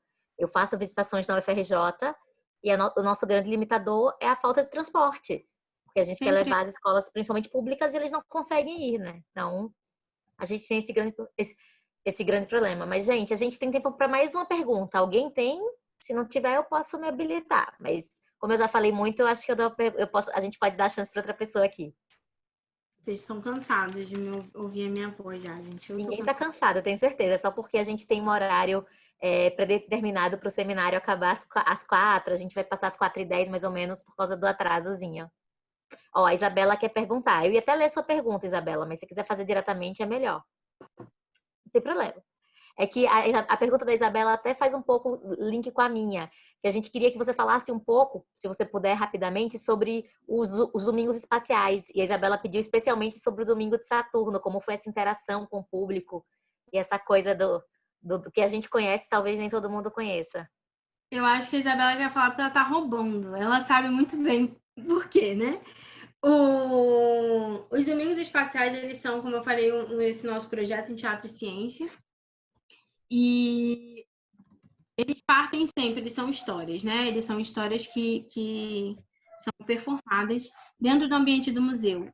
Eles foram criados a partir de um contexto de uma demanda da então diretora do museu, da Mônica Damus, para que eu criasse uma atividade para os domingos. E aí eu quis ressuscitar alguns contatos que eu já tinha com arte e ciência e criei essa atividade, que utiliza 4 espaços diferentes do museu e foi concebida para ser uma experiência literária. O público acompanha essa história, o desenvolver dessa história ao longo desses 4 ambientes do museu e em determinadas etapas, para ele passar para um outro nível da história, ele tem que executar uma tarefa. Então, é uma atividade que é meio combina gamificação com teatro também. E a gente fez já 6 domingos, né? Como eu comentei anteriormente, cada um tem a sua história, a sua linha narrativa, a sua moral, e trabalha conteúdos específicos. mas a gente sempre parte de um ponto que é um ponto que é a mitologia greco-romana e explorar todas as relações culturais, né, que a gente pode encontrar sobre o planeta, tema do sistema solar, e essa relação na mitologia greco-romana, partindo dela, mas não ficando nela, né? Sempre abrangindo para outras culturas, outras associações. Para vocês terem uma ideia, por exemplo, no domingo de Saturno, Isabela, o tema dele era Deu a Louca no Tempo. Então, a gente parte do conceito moderno, sim, mas é um conceito de Saturno como Cronos, né? E como Cronos, deus do tempo, né? Que isso é um moderno, enfim, ele não era o deus do tempo, mas se tornou.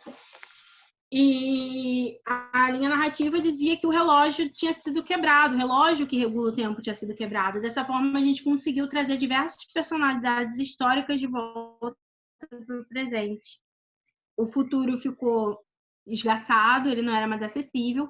E então essas personalidades voltam para o museu. Ele foi acho que o único domingo em que os cenários eram dentro do museu.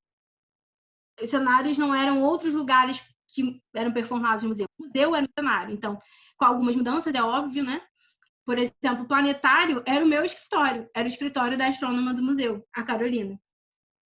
Então, essas figuras voltam do passado e elas juntas, né, têm que se reunir. Óbvio que o público é chamado junto a elas para conseguir consertar esse relógio do tempo, para que tudo volte ao lugar e o futuro volte a correr. E aí, dentro dessas personalidades históricas, a gente envolvia algumas que, por opção, né, eram figuras que trabalhavam no nosso currículo oculto em Educação e Direitos Humanos. Os domingos têm um currículo oculto em Educação e Direitos Humanos bem robusto. E nesse domingo particular, a gente trabalhava estereótipos de gênero e sexualidade e o racismo.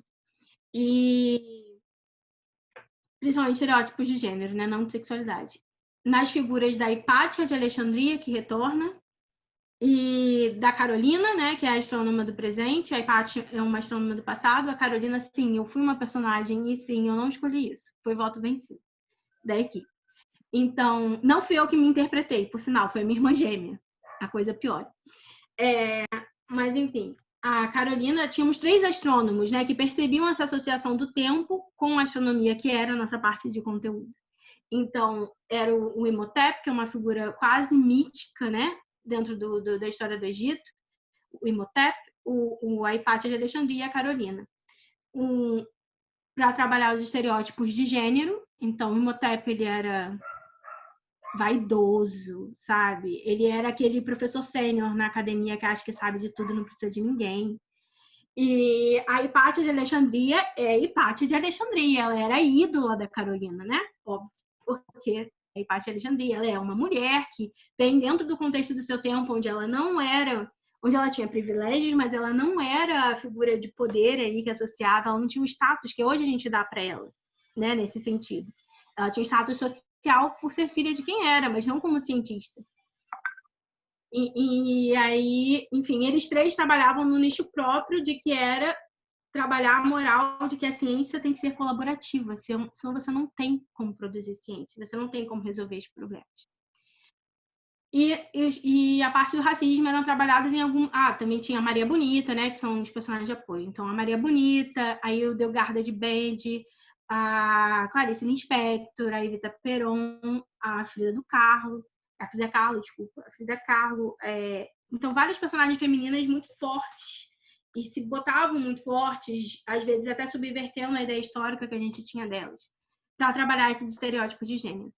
E o racismo era trabalhado pela figura do Jesse Owens, da Katherine Johnson, da Carolina, que era astrônoma do museu, e da própria Gaia. A mãe do tempo é uma mulher negra enorme, linda, maravilhosa, que entra grávida.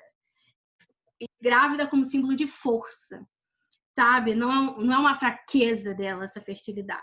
Ela é a pessoa, a Gaia é a pessoa demiúrgica desse domingo, é a figura demiúrgica que faz com que as coisas giram. Ela e as moiras, né? As parcas do destino. Então, essa mulher negra, imensa, linda de morrer, que se vocês conhecem a Cristiane, ela é essa pessoa, negra, imensa e linda de morrer. Ela é essa figura que chama as pessoas, ela é a figura de poder desse domingo, ela é a mãe do tempo. Então ela carrega. E aí tem 2 episódios muito maravilhosos nesse domingo de Saturno, que eu acho que é isso que a Isabela quer que eu conte para vocês.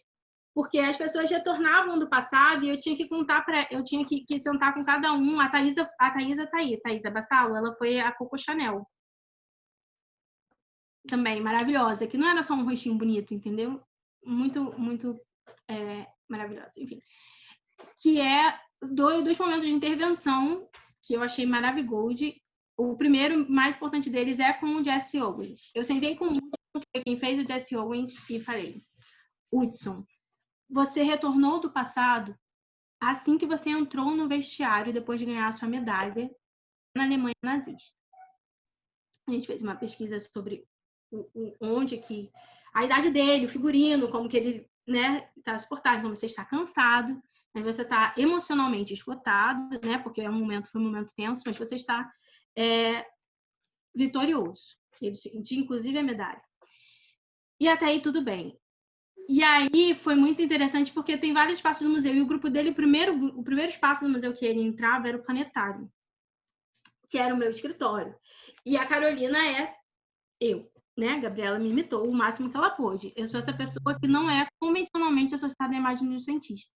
Então ela aparece com o cabelo apontando para Deus, dormindo, porque ela estava lá estudando Saturno, tentando entender por que Saturno tinha parado de rotacionar, por que as coisas estavam esquisitas e tal. E o povo vem, ela pede ajuda para o público e vai alocando o público no planetário com agilidade, porque ela precisa resolver esse problema.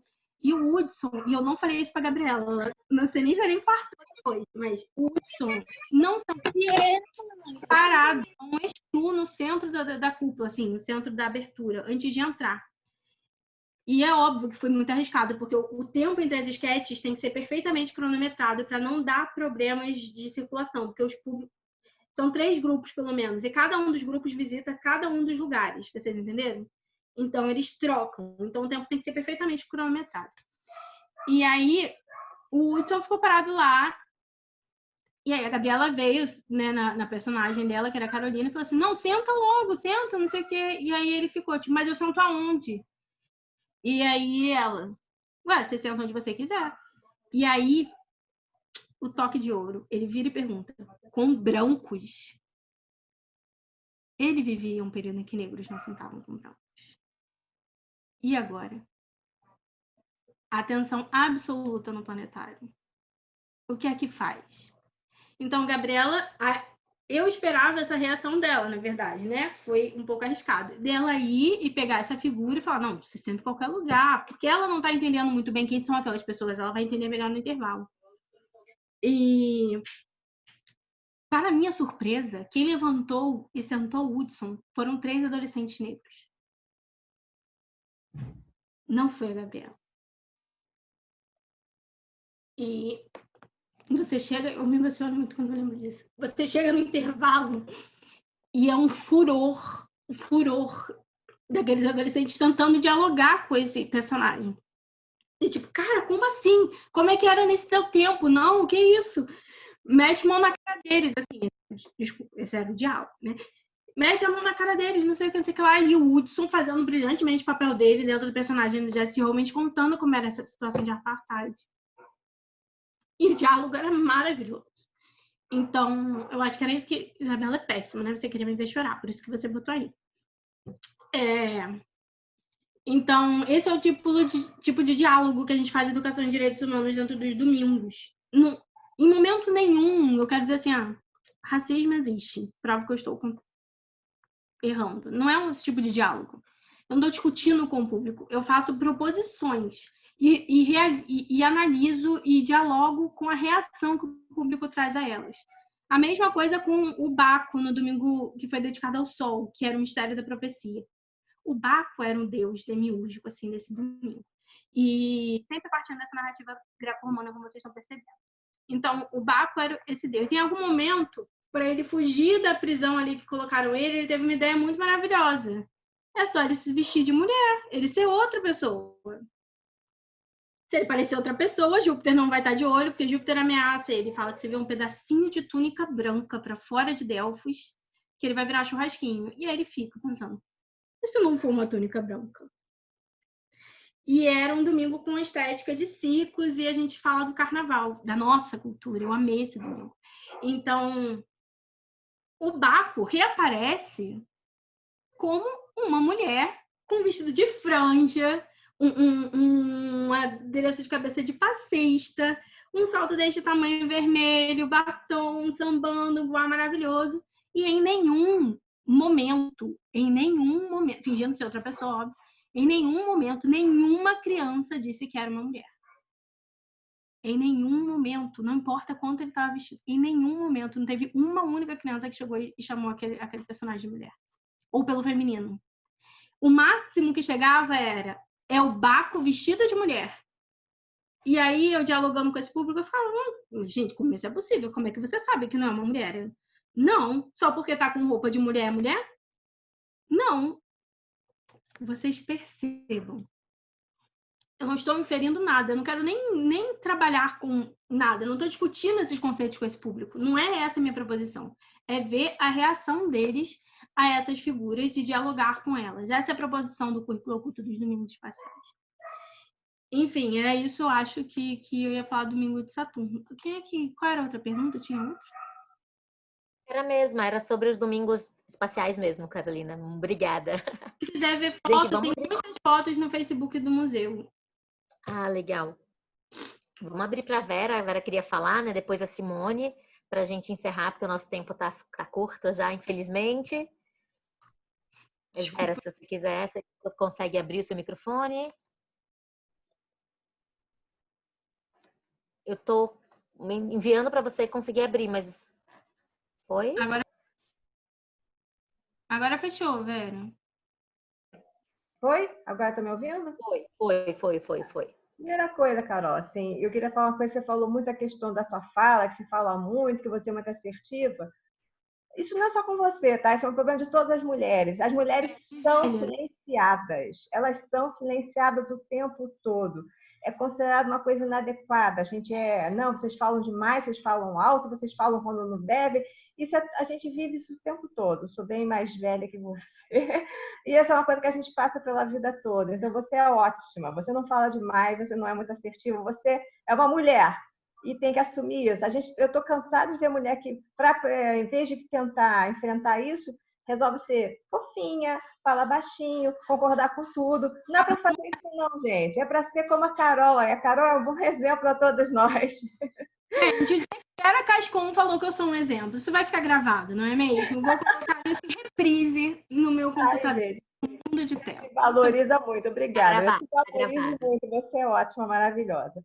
E outra coisa assim, que eu queria falar, que eu agradeço muito a esse seminário, porque eu amei. Sabe aquela coisa assim que você se sente super bem vendo uma coisa? Então, agradeço a você, agradeço aos estudantes do curso, do seminário, que nos propiciaram esse momento muito agradável, porque a gente estava cansado de ver live assim, super enfadonha. E essa foi muito boa, amei de paixão. Então, eu queria agradecer muito vocês pelo trabalho que vocês fizeram organizando o seminário, pela Carol que veio aqui falar e dividir com a gente essas experiências fantásticas, maravilhosas, entendeu? Então, eu queria muito deixar registrado meu agradecimento por esses momentos super agradáveis que eu passei nesse seminário, né? Vera, eu não tenho nem roupa para um elogio desse. Tem que ir no shopping. Não, agora não. Pandêmico, não dá. Tá bom? Simone, vê se você consegue agora. Tá. Consegui. Oi, Carol. Bom ouvir, né? Ainda assim, com entusiasmo esse trabalho, muito bonito, muito legal que acontece no museu. E, assim, me identifiquei também. A gente tem histórias de vida parecida, né? A gente se encontra. E só também parabenizar a turma pelo rapidamente conseguiram resolver o problema. Acho que isso acontece nesse momento virtual que a gente está vivendo, problemas tecnológicos, né? E só colocar essa coisa do nosso papel também enquanto divulgador e enquanto apresentar esse mundo, né, que nos foi apresentado, que a gente buscou e que conseguimos chegar, sem entrar em discussões, a gente está aí, e qual é a nossa função nesse papel enquanto divulgadora. né? E só dizer que isso não só aconteceu lá na década de 2000, 90, 2000, 2010, como até hoje. Meus alunos, todo ano a gente tem a UF de Portas Abertas, eu moro em Niterói, eu levo meus alunos do terceiro ano lá. E o ano passado, eu tive um grupo de estava com um grupo do terceiro ano e duas meninas queriam ir embora, porque queriam ir embora. Eu falei, não, vocês não vão embora, vocês vieram comigo, vão embora comigo. Não, professora, eu não quero ficar aqui, isso aqui não é para mim. Eu falei, como não é para você? Isso aqui eu não vou ter dinheiro para pagar. Então, eu estou falando de uma escola no centro de Niterói que está visitando a UF achando que a Universidade Federal era privada, né? Então, ainda não tem acesso a essa informação, né? Então, acho que é nosso papel, enquanto divulgador, também gritar para todo mundo que é seu, sim, é público, é nosso, vocês têm direito, vão sofrer por conta dessas faltas políticas públicas, sociais e várias outras coisas, mas vamos brigar para mudar isso. E aí acho que é isso, gente. Vocês estão de parabéns, Carol. Beijo, parabéns pela fala, muito linda. Esse projeto é maravilhoso, gente. Vocês, assim que a gente voltar a atender o público pessoalmente, né? Vocês têm que ir lá participar com voluntários. Carol não convidou, mas eu convido. Que ela tem uma grande de voluntários, né, Simone? Isso. E conhecer também, a Carol tem produzido uns vídeos bem legais, né, na nossa página. Carol, fala, os vídeos são lindos. Pelo amor de Deus, né? Beijo, pessoal. Eu não sei fazer propaganda, não sei. Visitem lá as mídias do museu, gente. Isso, vai lá no YouTube mesmo. Agora tem o Céu na Janela, é maravilhoso, né? E agora a Maria Bonita, um vídeo que saiu esse final de semana, tá fresquinho, bem legal, divertido. Tem conteúdo? Tem, mas é essa coisa do tudo que a Carol falou aí, gente. Curte lá a página e vocês vão receber toda essa produção. Tá muito bem feita, muito bem linda, com muito amor, carinho, feito pela Carol e pela equipe dela. Beijo. Muitos perdidos, gente. Obrigada, Simone.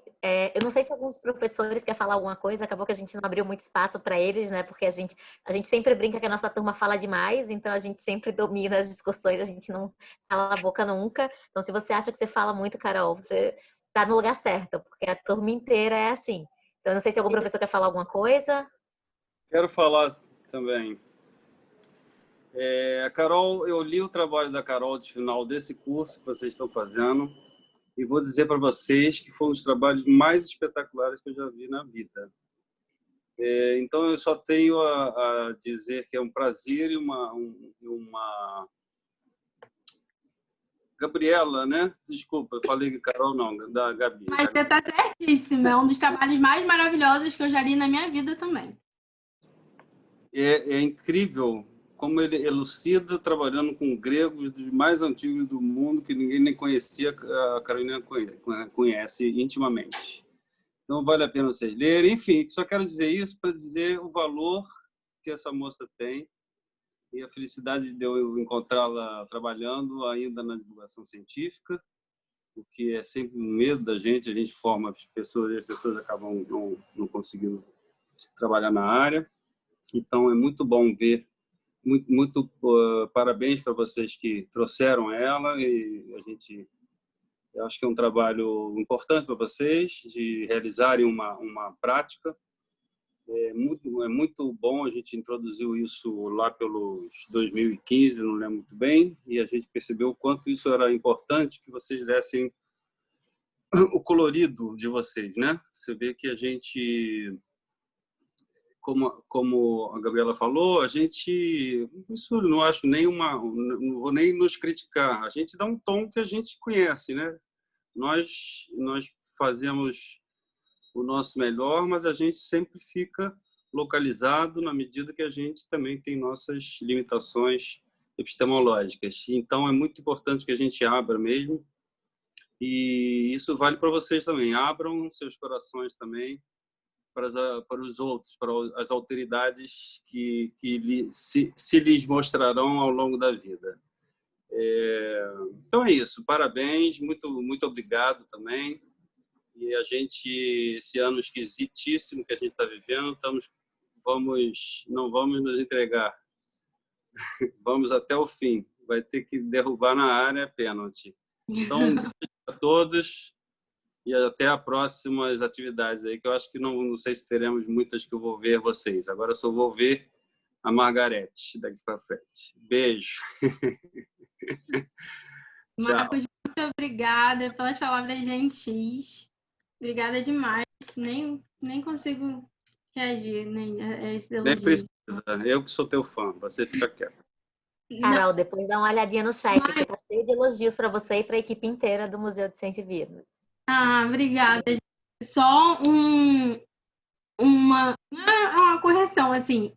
O trabalho maravilhoso que o Marcos leu é da minha irmã gêmea, Gabriela, que eu vi agora que está assistindo aí, mas eu concordo plenamente. Acho que eu li o seu também, né?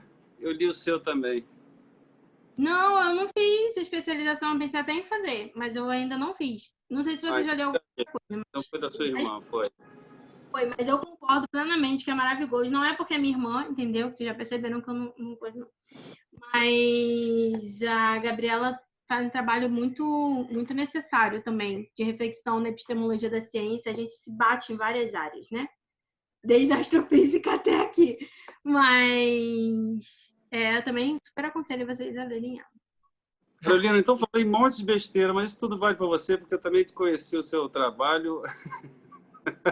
Não, mas eu pego o elogio para mim, tá? O elogio eu não vou devolver. Sinto muito. Vale para sua irmã, vale para você, porque eu conheci vocês juntas, enfim. Acho que dá para... É mais ou menos claro. E, ao mesmo tempo que vocês... Também não quero... Vocês são duas pessoas brilhantes por si, né? Não é porque uma é e a outra não tem nada a ver. Eu acho que vocês... Foi uma glória a gente poder ter duas irmãs que estejam nessa área. Eu torço muito por vocês, tá? Ainda mais trabalhando em Caxias, que realmente minha querida amiga Vera, Mônica e outros amigos queridos lá, é um lugar estratégico, sabe? É um lugar assim da gente usar de laboratório. Se lá funcionar, funciona. Não adianta, eu sou do Jardim Botânico, não adianta, tudo bem, não vou falar aqui, vou lá baixinho, não espalhe, mas se eu tocar uma pessoa que vai ao Jardim Botânico, não sei que a gente seja uma pessoa que realmente foi lá com sacrifício, ou com ônibus, não sei o quê, confusão, não sei o que lá. Mas num lugar no meio da Zona Sul, cheio de patricinha, mauricícia, enfim, lá é um lugar que é bacana, as pessoas que gostaria muito que a gente tivesse um público 10 vezes maior de pessoas que não têm acesso, que acham que não pertencem. É dessas pessoas que eu gosto, sabe? É essas pessoas que eu quero tocar. Tocar quem já sabe é bom, é importante, mas é isso que você falou, que eu acho que a frase então é da sua irmã. Como é que é? Muito bom você formar. Hein? Emancipar os emancipados. Pois é, nem são emancipados. Também é um exagero a gente achar que a classe média, nossa, quem diria, quem dera que pelo menos a nossa classe média fosse emancipada. A gente está descobrindo que, na verdade, é muito pior do que muita gente que a gente acha que não é emancipado. Então, vamos nessa, gente. É difícil, mas aí por isso mesmo que já sei, o tempo tá babado. Beijo. Desculpa, Marco. O Marcão quer falar também? Tá então bom. Vamos deixar com ele para a gente encerrar de vez, para o Luiz não matar a gente. Marcão fala pra caramba também. Olá. Olá. Oi, tudo bem, Carol? Tudo. Cadê você? Eu estou aparecendo para vocês? Não tá, eu estou te procurando na minha... Tá bom. Não, olha só queria realmente dar parabéns a todos os alunos, inicialmente, e pelo excelente trabalho, pela organização. Já falei isso no chat. Falar para você também, Carol, que é muito bom. A gente que já tem trabalhado com divulgação científica, eu já digo assim, das pessoas com quem eu já trabalhei, acho que Simone é a pessoa com mais tempo eu conheço, não que não, né, as pessoas também trabalham, mas que eu conheço. A Simone é a pessoa com quem eu já trabalhei há mais tempo e eu posso dizer assim, a gente que tem militado na área da divulgação científica há tanto tempo, ver uma pessoa com você, com uma um engajamento para a divulgação científica, e não só o engajamento na divulgação científica, mas também com uma preocupação tão genuína com o social, com o seu público, e com o que você faz, e como você consegue chegar no coração dessas pessoas, é fabuloso, é fabuloso. Tanto Simone quanto eu, que trabalhamos com itinerância durante muito tempo, eu por conta do Ciência Móvel, também viajando muito, ver esse seu trabalho, essa sua preocupação é incrível, é muito bonito e queria te dar os parabéns por isso, tá? Que você continue na sua luta, que você continue com o seu trabalho, que ele é belíssimo. E aos alunos também, parabéns. E eu acho que não foi uma escolha fabulosa. Realmente foi muito bom. Parabéns por tudo, tá bom? Muito obrigada pelas palavras gentis. Eu agradeço muito o convite também. Né? Eu estava super nervosa, que eu falei assim, meu Deus, eu vou falar para acadêmicos da área, né? Eu vou voltar à academia, meu Deus, e dialogar com essas pessoas. Será que a minha praxis vai ter, né, uma voz ali? Oi? A gente não morde. E eu falei, ai, meu Deus, será que a minha praxis vai ter diálogo ali, né? Mas foi uma experiência muito legal. Eu agradeço muito os elogios. E seguimos, né? Seguimos. A batalha é grande, mas a gente chega lá também. Carol, mais uma vez, obrigada. Obrigada aos professores. E, assim, sem dúvida, eu posso deixar de agradecer a turma. Esse seminário foi suado, mas foi um trabalho da turma inteira. Todo mundo se dedicou bastante, cada um fazendo um pouquinho, cada um se ajudando. Eu queria pedir desculpa de novo pelo probleminha técnico que a gente teve no começo com o YouTube, mas eu acho que não tem como negar que foi um sucesso, que todo mundo ficou encantado e inspirado pelas suas palavras, Carol. Obrigada, e com certeza eu vou ser uma das pessoas que vai conhecer o museu assim que reabrir, porque eu particularmente não conheço, mas eu fiquei muito encantada. E aí eu queria aproveitar e pedir para quem puder, quem quiser abrir a câmera, para a gente tirar uma fotinho ao final, só para a gente registrar esse momento. Ai, que bom que eu soltei o cabelo, gente. Esperar, só porque pode ser que tenha alguém. Vou tirar uma, tá? Gente, só um minuto que eu tenho que mudar a tela, porque a minha tela não tira todo mundo, não tá todo mundo de uma vez. Outra. A gente tem a Carol e a Gabriela, a gente é muito engraçado. Vocês são muito iguais. Gêmeas idênticas, né, gente? Né? Acho que foi, gente. Muito obrigada mais uma vez a participação de todos, a paciência, e acho que era isso que a gente espera. A gente espera que vocês tenham gostado e aproveitado, assim como eu acho que a turma inteira aproveitou bastante. Tchau, gente. Obrigada. Parabéns.